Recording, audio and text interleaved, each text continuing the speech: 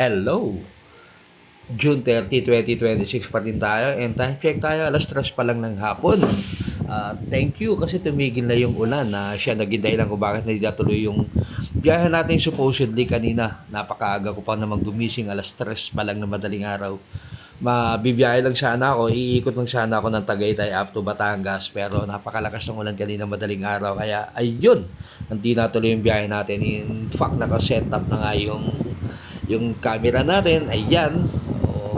Yun nga lang, unfortunately, napakalakas ng ulan kaya hintay-hintay na lang tayo talaga na gumanda na yung panahon bago natin ituloy yung ride natin. And okay din naman kasi ngayong araw dumating yung order natin sa Lazada na radiator cover and ayan, naikabit ko na siya.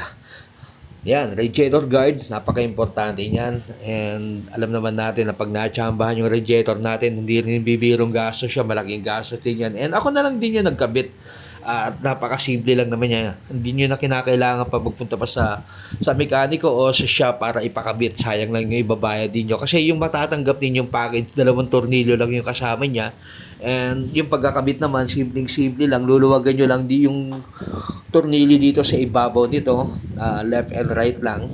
Luluwagan nyo lang siya, left and right.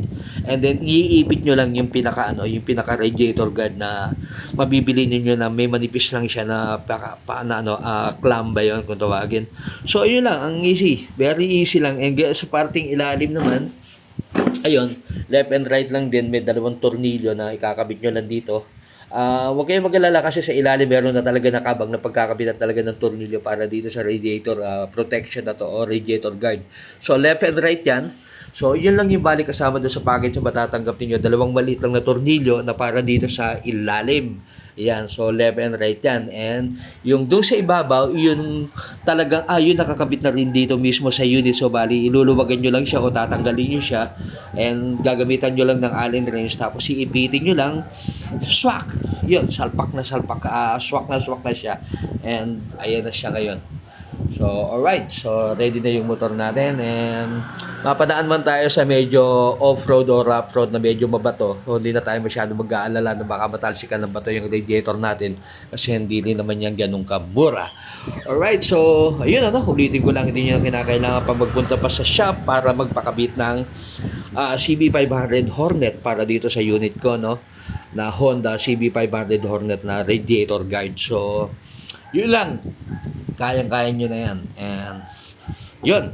So, konting linis lang and then sana gumanda na ng tuluyan yung panahon para makabiyahe na tayo ulit.